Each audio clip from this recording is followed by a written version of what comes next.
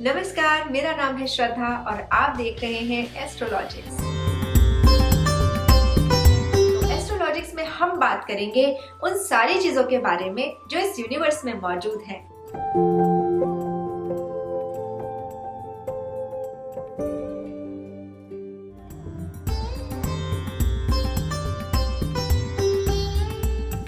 आगे बढ़ते हैं और हम प्लैनेट्स के बारे में क्योंकि हम बात कर रहे हैं, तो सबसे पहले हम बात करते हैं सूर्य के बारे में। सूर्य जो सौर मंडल में सबसे पहला ग्रह माना जाता है और राजा की संज्ञा इसको दी जाती है। विष्णु जी से भी हम इसको जोड़ते हैं। सूर्य हमारे जिंदगी में बहुत महत्व रखता है क्योंकि ये ही है जो हमें इस सृष्टि का ज्ञान कराता है।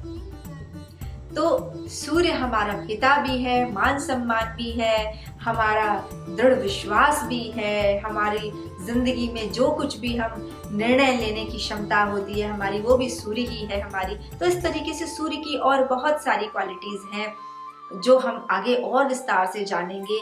आज संक्षेप में हम जानते हैं कि मुख्य ग्रह हैं और वो क्या करते हैं, उनकी खास विशेषताएं क्या हैं। तो ये सूर्य की विशेषता है। चंद्रमा की यदि हम बात करें तो चंद्रमा रात में हमें दिखाई देते हैं और चंद्रमा को जो है वो शांति से जोड़ा जाता है, शीतलता से, चिंतन से जोड़ा जाता है, अध्यात्म से भी जोड़ा जाता है, ज्योतिष से भी जोड़ा जाता है, कंफर्ट से जोड़ा जाता है, माता से जोड़ा जाता है, पोषण से जोड़ा जाता है। तो इस तरीके से हम चंद्रमा को हम देख सकते हैं। तो जितना सूर्य आवश्यक है इस सृष्टि के लिए, हमारे लिए, वह उतना ही चंद्र भी आवश्यक है। रानी की संज्ञा दी जाती है इनको।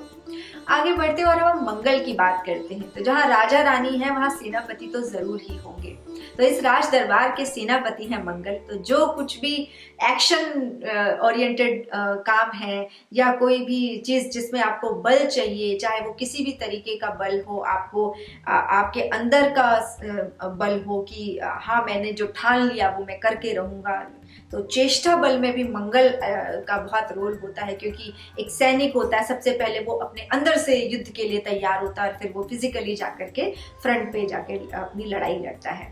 तो एक तो शारीरिक बल है, बौद्धिक बल भी बहुत है। तो बौद्धिक बल एक बुद्ध का बौद्धिक बल है, एक बुद्ध का बौद्धिक है और एक मंगल का भी बौद्धिक क्षमता है। लेकिन यहाँ पर बौद्धिक क्षमता जो है वो बहुत ही ऑकल्ट वाली, बहुत इनर हिडन साइंस जो है जिसमें रिसर्च होती है, वहाँ पर जो है मंगल उसमें भी बहुत ज़्यादा है। जो चीज़ दिखाई नहीं देती, एक आपका हौसला, एक आपका एफर्ट, एक आपकी एनर्जी बाहर होती है जो आप बाहर इस्तेमाल करते हो, और एक अंदर भी होती है जिससे आप खुद को नियंत्रित करते हैं।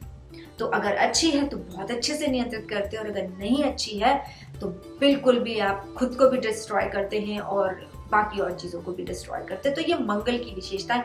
आगे जब हम प्लैनेट्स के बारे में और गहराई से जानेंगे, विस्तार से जानेंगे, तब हम इन सब के सारे एस्पेक्ट्स पे बहुत ज़्यादा डिस्कशन करने वाले हैं। तो आगे बढ़ते हैं और हम फिर बुध की बात करते हैं। तो देख रहे हैं आप, जब से मैं आपको बता रही हूँ तो बुध की बात यहाँ वहाँ हर जगह आ रही है क्योंकि बुध एक बच्चे की तरह है जो आप इसको कहीं एक जगह रोक नहीं सकते हैं। वो बड़ों के बीच में भी बैठता है, वो छोटे बच्चों के बीच में भी बैठता है, वो अपनी भी बुक्स उठा के पढ़ता है और बड़ों की भी बुक्स में इंटरेस्ट लेता है।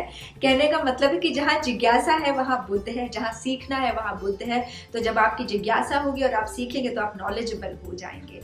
और दूसरी चीज़ ये है कि एक बचपनापन, एक भोलापन जो है वो भी बुद्ध में है और बुद्ध सबके साथ कंपैटिबल हो जाता है और माता से झगड़ता है वो, तो अपनी सारी चीज़ें जो है वो माता को दिखाता है। तो चंद्रमा और बुध का बहुत गहरा रिलेशन है, उसके बारे में भी हम बात करेंगे। अगर वो जुपिटर के पास बैठता है तो शांति से नहीं बैठ पाता है, तो डांट भी खाता है। तो यानी कि जब जुपिटर से कॉम्बिनेशन बनाता है बुध, तो वहाँ पे बुध जो जुपिटर है वो उसको बहुत डिसिप्लिन में रखते हैं और उसको मैनर सिखाते हैं। और सूर्य के साथ में भी बुध बैठता है तो फिर वहाँ भी सीखता है। तो यानी कि जहाँ आपको सीखना है, बौद्धिक क्षमता है, सीखना और बढ़ाना, यही बुध का काम है। और साथ में बुध के साथ ये भी है कि उसको कोई भी चीज़ बहुत आसानी से किसी को कन्विंस कर लेना, ये भी बुध का काम है। क्योंकि बच्चे जो है वो अपनी बात बहुत जल्दी मनवा लेते हैं। तो हम बुध में बहुत ज्यादा हम नहीं जाएंगे, ये अपने आप पुल करता है। बुध की एनर्जी ऐसी ही है जो एकदम से आपका ध्यान आकर्षित